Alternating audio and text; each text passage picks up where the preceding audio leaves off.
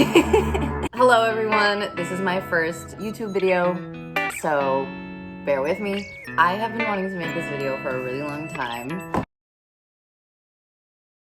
My name is Gopi. Today I'm going to be talking about polyamory. I'm going to be talking about it through the lens of my experience, what it means to me, how I identify with the word or the label. I'm not a big fan of like labeling myself anything, but it seems like over the years, the way that I was dating aligned with what people would call polyamory. So I feel comfortable using that word now. It's a quick way to describe like how I date and my romantic encounters, but usually when I say it, I get a ton of questions about it, and that makes sense because one, it's new to a lot of people, and two, polyamory looks different for everyone. It doesn't just mean one thing. FYI, I have my notebook here with a bunch of notes that I'm going to be referencing, so if I'm looking down, that's what I'm looking at. And I'm also going to be referencing this book that I read called Polysecure. It's by a psychotherapist, yes, Jessica Fern. It's an excellent read, and it really gave me a lot of insight about polyamory. She specifically talks about like childhood attachment theories and how that sort of affects your romantic life, and she talks about it through the lens of polyamory. So I'm hoping that this basically helps you understand what polyamory can look like. By no means is this the only way to like live or love, but this is what polyamory means for me. I'm gonna start off with just the definition of polyamory. Polyamory is defined as the practice of engaging in multiple romantic and typically sexual relationships with the consent of all the people involved. You could call this consensual non-monogamy, or CNM, which is a term that she uses a lot in this book. Consensual non-monogamy. Consensual meaning everyone that's involved agrees to it. Non-monogamy meaning more than one partner, right? Monogamous, we know, is just you're gonna have one romantic partner. That can include like open relationships. It can include an open marriage. It can include swinging. I think a lot of people will think of polyamory and think of like a throuple.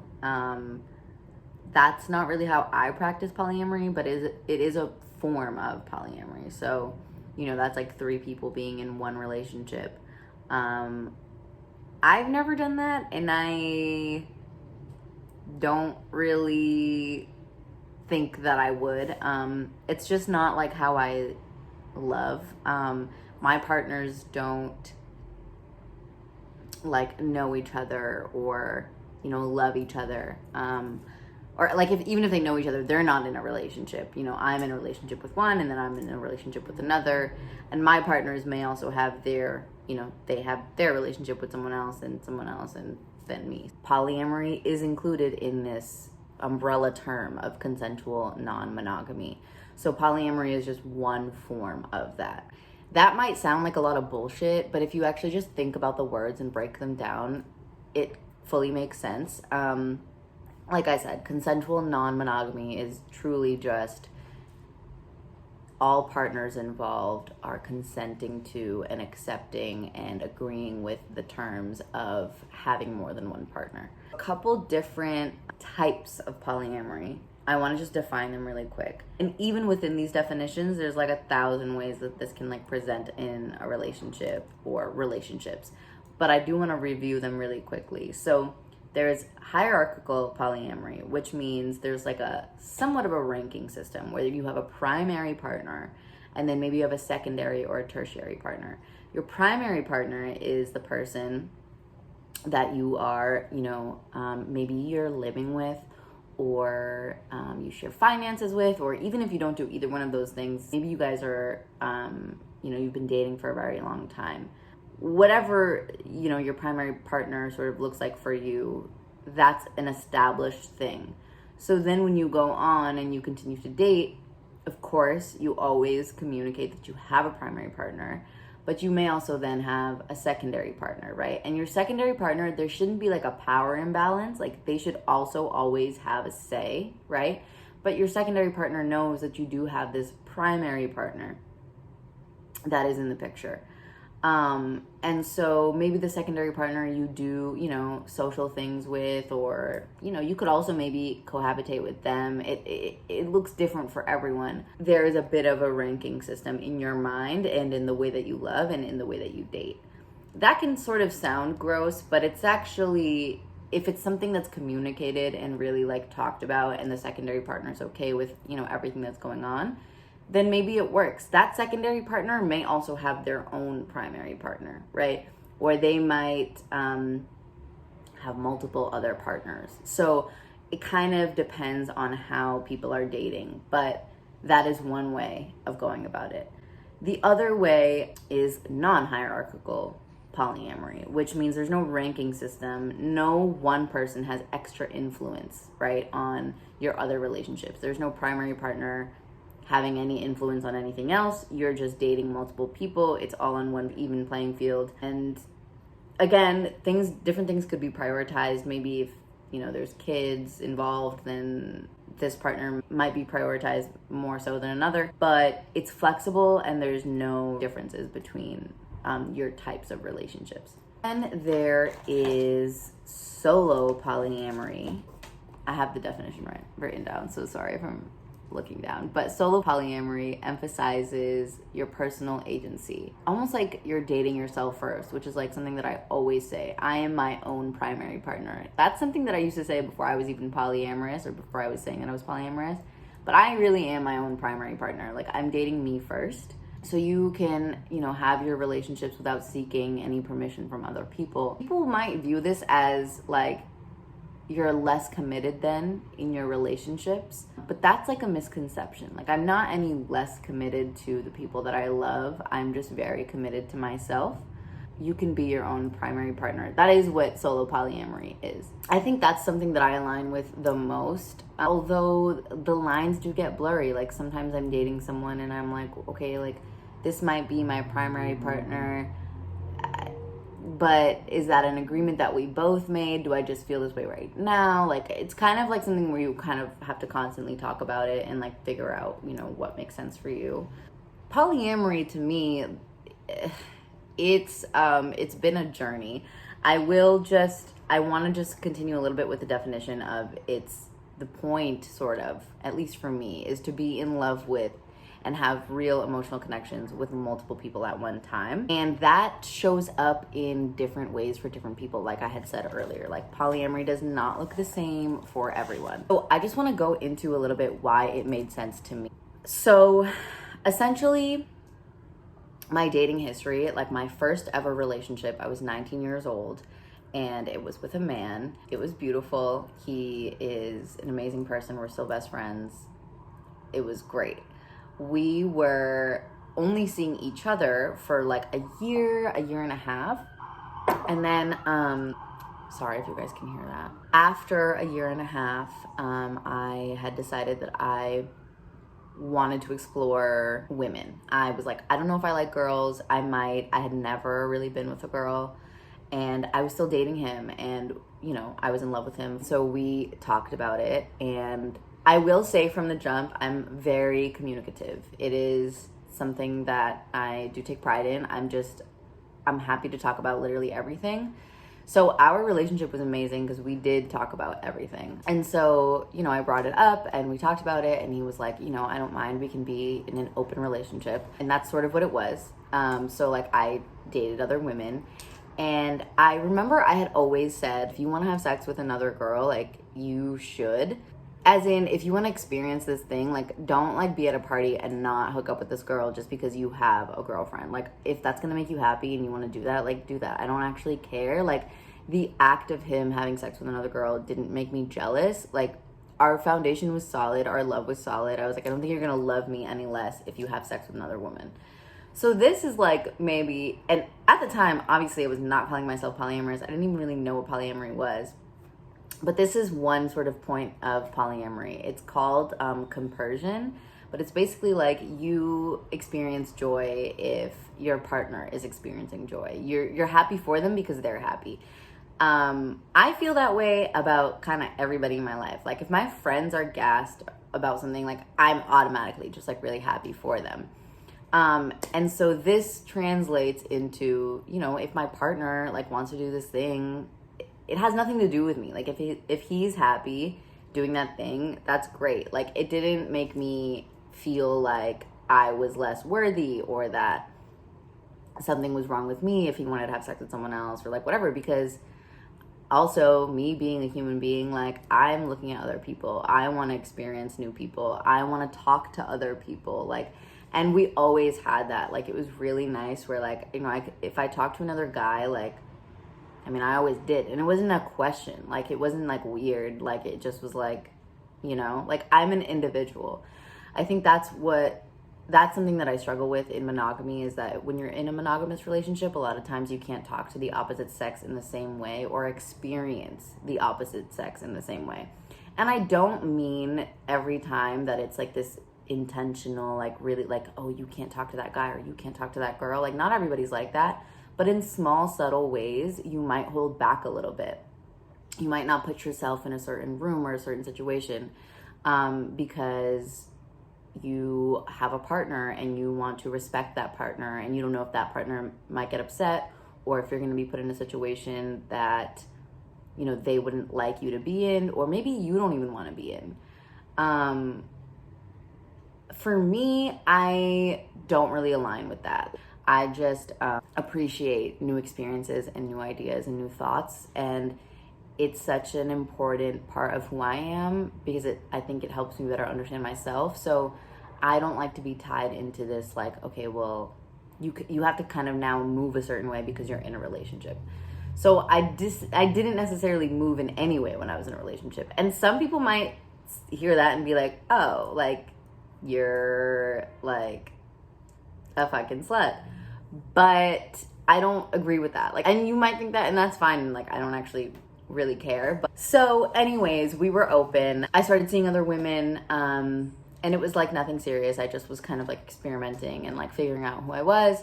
And I was like, okay, I do like girls. And then I fell in love with a girl. And, you know, I didn't know it was love from the beginning. I just like met this girl. We hung out a ton. And she was like the only girl. She was the first girl that I was seeing like, you know, more than 1 or 2 times. Like we were hanging out all the time. And my partner at the time, my boyfriend, he knew, like, of course, communication was always a thing. And so the relationships with both of them continued to evolve. And then there was a point where it was like, I kind of had to decide, like, was I going to be with this woman or was I going to, you know, be with my current partner? And I talked about it with my partner, and he was like, you know, if you don't do it now, like, you'll probably regret it. Like, you need to at least know if this is something that you could do. At the time, I didn't even know if I could date a woman. I just was like, I don't know. Like, I really like her. But she was kind of like, you know, you need to decide, because she wasn't just going to, like, continue to date me while I was in a whole relationship. So me and my boyfriend broke up, and I started seeing the girl. And so me and her, we saw each other for like, I think it was like 9 months or whatever. I was totally in love with her. But she basically taught me that I can be in love with a woman and I could be with a woman. But she was monogamous. And so when I was seeing her, I wasn't seeing anyone else. And I didn't like that. It's not that I didn't like that. I mean, I was in love with her, and like, you know, my preference would have been I can still date other people. But I wasn't dating other people because she was pretty monogamous. So that wasn't happening. So when her and I ended things, that was in 2019. Yeah, 2019. At the end of the summer. Since then, I have been, I guess you could say, polyamorous. Again, at the time, didn't really know like what, but when I would go on dates and when I would meet new people, I'd always just say, like, I'm not looking for anything serious. Like, I don't want this one-on-one monogamous relationship. I'm seeing other people. I was essentially dating multiple people at one time. I will say that the way that I date is like, I have to be friends with you first, right? Like, I will always say to any partner that I've ever had, if we ever stop the sexual part of our relationship, I still want us to be friends. And I'm friends with everyone that I have had a romantic encounter with. except for like my ex-girlfriend, because that was a special case. But everyone else I'm friends with, and that's just how I move. I don't see the point in not being friends and not continuing a friendship. I get like, I don't know, I just see a lot of value in people, and I don't see a need to drop them if I'm no longer sexual with them. That's just a philosophy of mine. That's basically, I feel like I always had this in me, and through my life experiences, it was sort of brought out of me that polyamory is like what aligns with me the most. Something else that I really appreciate about polyamory, I don't expect one partner to fulfill all of my needs. And I think that putting all of your eggs in one basket, like, it's just too much pressure on them, and it's too much pressure for you. So just like friendships, right? Like, I have different friends for different things. I get different things, different conversations, different experiences with one friend than I do with another, right? It all goes with like what they align with, and what we do together and whatever. And so I feel the same way about romantic partners. Like, I can't expect that my one boyfriend or my one girlfriend is going to give me everything I need. It's just too much to ask.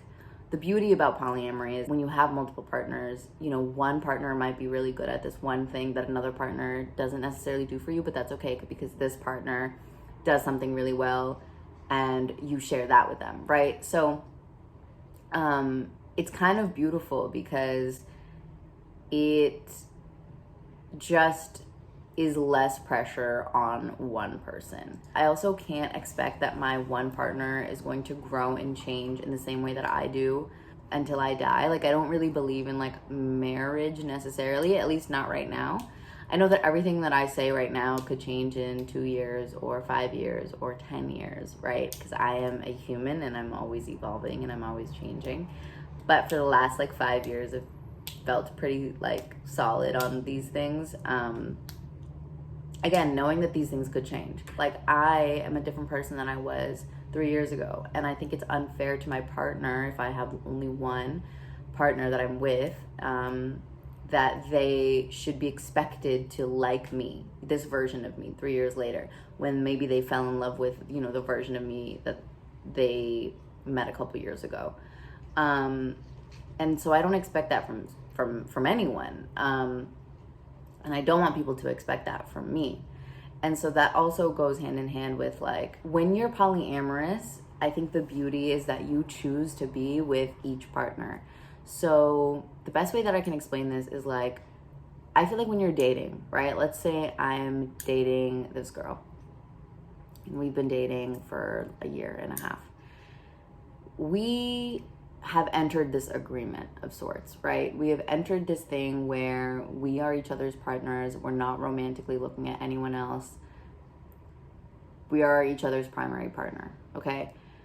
And so there is no choice in your day to day, right? There's obviously a choice to be with this person, right? You could break up with them like whenever you want, but there is this sense of like, you sort of get a little comfortable and you sort of relax a little bit, and you're in love, and you know that this person will always be there for you. And so maybe sometimes you work a little less, right? Because you don't have to work as hard, or you don't have to always be engaged. There's beauty in that as well, right?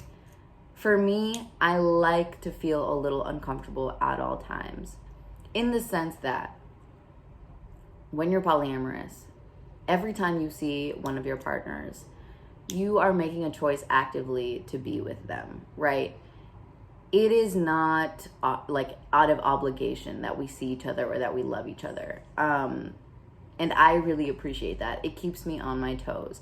I don't want to be taken for granted, and I don't want to take any of my partners for granted. So that's another reason that I really align with polyamory. I will also say polyamory lets me fully be this independent, autonomous version of myself. I would say that another life philosophy that I have is to preserve my identity and to make sure that doesn't fuse into someone else's identity. That I think can happen really easily in monogamous relationships, and it doesn't happen as much with polyamory because you don't have one partner to sort of fuse with. You are constantly seeing multiple people, and for me, it just helps me preserve myself a bit more. Sometimes this can be to a fault, and I'm learning that like codependency doesn't have to be a bad thing. They say that it can be okay, but I have a hard time, and I really struggle with codependency. I also am bisexual, so only dating a man wouldn't work for me. Only dating a woman wouldn't work for me. I need both. That's just that. So polyamory can be hard for people because they might struggle with jealousy. It is a normal human emotion, but it's an emotion that you can overcome. You can choose to overcome. You can work on getting better about how jealous you are. And so, you know, a lot of people will just say, oh, I could never do polyamory because I'm too jealous. Sure. Or maybe not. Like, you know, maybe it's something that you can work on and work towards and get past. I will say that even if you're polyamorous, you're still a human. I still get jealous sometimes with some of my partners. That is to be expected. But it's just knowing and communicating and recognizing, right? And then for me, I'll talk it out, or I'll recognize and understand that I'm, you know, acting in a way that I probably shouldn't, and there's no need to. I think it's a hard concept for people to understand, but for me, like when I love someone, that love is strong, and if I love someone else, this love does not diminish this love. This love has nothing to do with this love. These are two different people, and I love them both, right? It's not one or the other, it's I love you both. I think a lot of people don't necessarily understand that, so that can be really tough. But I have loved like two people at the same time, and I've done that more than once actually. And so it's something that I know that I'm capable of, and yeah, it makes sense for me. So polyamory makes sense for me because loving more than one person at one time is something that can be done, and something that I do, and something that I have done. I really appreciate the autonomy and independence it gives me. I really appreciate the fact that I can experience new people and different people whenever I want. I really appreciate how I get an abundance of love, and how I can give an abundance of love, and that I don't have to feel pressure to get it all in one place. I really think that it's, you know, it's not for me a lifestyle choice. I think I'm polyamorous like by orientation. It seems like this is something that I've felt since I was like a teenager. So it's not a choice, but it can be a lifestyle choice. You can either be polyamorous by orientation, or you can try it out and see if that's something that you like. And if you do, then you do. And, you know, if you don't, then that's also fine. You know, it's not for everyone, and I'm definitely not sitting here saying that everyone needs to be polyamorous. It just really makes sense for me. I also really like the fact that I can explore different people without any labels or expectations of what something should be. Again, I've dated people that thought they could do polyamory and they couldn't, and you know, that's always tough. But it's recognizing like what you can and can't commit to, and making sure that like your needs are being met and their needs are being met. And if your needs are being met but theirs aren't, then there's a power imbalance, and you need to reevaluate that. I think a lot of responsibility comes with polyamory, because if you're dating someone who's a bit more monogamous than you are, even if they say they're not, or even if they say that they're trying something new, like that's not on you, but it is on you to make sure that everything feels fair and that you're not taking advantage of any situations. You know, you don't want to just set fires everywhere, but you also, as at least for me, you know, I'm very clear about who I am and how I love from the jump. And so if people don't agree with it or don't accept it, then that's okay. Like, I'm always open to being friends, or, you know, if they don't want to be friends, whatever. Like, I wish them nothing but the best. But it is something that you just need to ensure that you're very communicative, because being honest is really the only way to truly practice like healthy polyamory.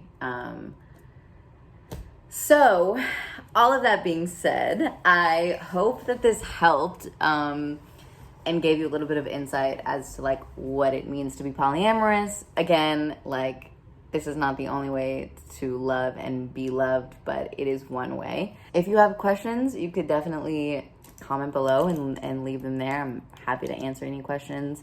Also, if I, you know, misspoke or said something that isn't super accurate, correct me in the comments. Again, this is not the only way that polyamory can present, but I just wanted to share my experience and how I love and what it's been like for me. So yeah, thanks for tuning in, and I'll see you guys next time.